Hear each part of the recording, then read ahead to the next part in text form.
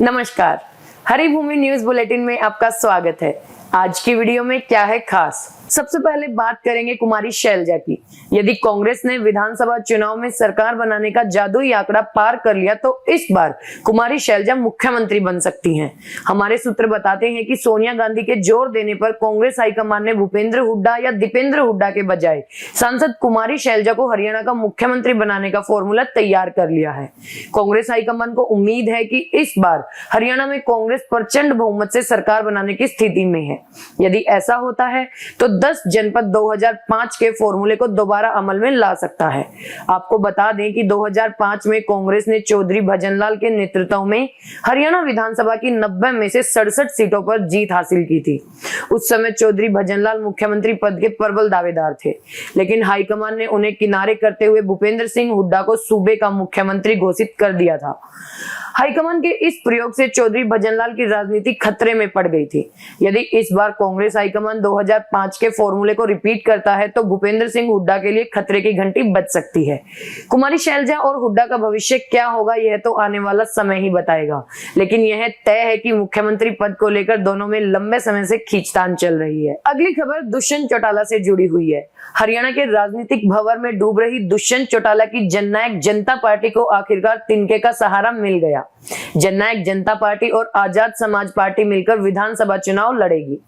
दिल्ली में पूर्व deputy CM Dushyant Chautala ने आज नए गठबंधन का ऐलान किया है। इस दौरान उनके साथ आजाद समाज पार्टी के फाउंडर और भीम आर्मी के चीफ चंद्रशेखर आजाद भी मौजूद थे। दुष्यंत चौटाला ने बताया कि हरियाणा विधानसभा चुनाव में जजपा 70 सीटों पर और आजाद समाज पार्टी 20 सीटों पर अपने उम्मीदवार उतारेगी। आपको बता दें, लोकसभा चुनाव में जेजेपी के सभी उम्मीदवारों की जमानत जब्त हो गई थी। आज की तारीख में जेजेपी के लगभग सभी विधायक भाग चुके हैं।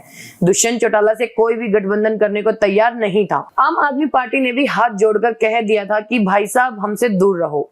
ऐसी हालत में चंद्रशेखर आजाद से गठबंधन के बाद जेजेपी के बचे खुचे नेताओं ने राहत की सांस ली है। और अब बात करते हैं इंडिया की सबसे अमीर महिलाओं में शुमार सावित्री जिंदल की। बताया जा रहा है कि सावित्री जिंदल हिसार से चुनाव लड़ेंगी। भाजपा हाईकमान ने उनकी टिकट को फाइनल कर दिया है। सावित्री जिंदल को 2 बार हराने वाले डॉक्टर कमल गुप्ता की टिकट कट गई है। काफी पहले से ही माना जा रहा था कि डॉक्टर साहब की सर्वे रिपोर्ट से हाईकमान खफा है, इसलिए उन्हें अब की बार हिसार से राम राम कर दी जाएगी। हालांकि यह भी एक तरफा रिपोर्ट है।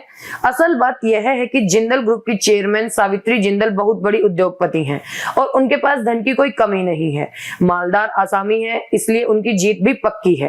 सावित्री जिंदल की दावेदारी को लेकर डॉक्टर साहब का ब्लड प्रेशर लगातार बढ़ता जा रहा है। अगली खबर किरण चौधरी की आ रही है। भाजपा की राज्यसभा उम्मीदवार किरण चौधरी निर्विरोध सांसद चुन ली गई है। किरण चौधरी के खिलाफ किसी भी पार्टी ने अपना उम्मीदवार मैदान में नहीं उतारा था, इसलिए उनकी जीत पक्की थी। किरण चौधरी ने अपनी बेटी श्रुति चौधरी की टिकट कटने के बाद कांग्रेस छोड़ दी थी। भाजपा में शामिल होने के 2 महीने बाद उन्हें राज्यसभा भेजा जा रहा है। यह राज्यसभा सीट रोहतक से लोकसभा चुनाव जीते कांग्रेस के दीपेंद्र हुड्डा के इस्तीफे के बाद खाली हुई थी। और अब बात करेंगे हरियाणा में लगी चुनाव आचार संहिता की। बीजेपी के नेता और मंत्री चुनाव आचार संहिता तोड़ने से बाज नहीं आ रहे। कुछ दिन पहले 2 मंत्रियों को नोटिस थमाया गया था। आज प्रदेश सरकार के एक और मंत्री और विधायक को आचार संहिता भंग करने के आरोप में नोटिस थमाया गया। गत दिवस हिसार के बिश्नोई मंदिर में जन्माष्टमी कार्यक्रम में मतदाताओं को लुभाने और वोट मांगने पर हिसार रिटर्निंग ऑफिसर ने कैबिनेट मंत्री डॉक्टर कमल गुप्ता और कुलदीप बिश्नोई के भाई फतेहाबाद के विधायक दूडाराम बिश्नोई को दिया गया है और कुछ घंटों में इसका जवाब देने को कहा है।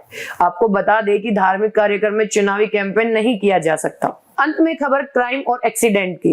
पानीपत से रोहतक कोर्ट में पेशी के लिए आए 2 भाइयों पर आज 6-7 बदमाशों ने मिलकर हमला कर दिया। हमले के बाद सभी बदमाश भाग गए।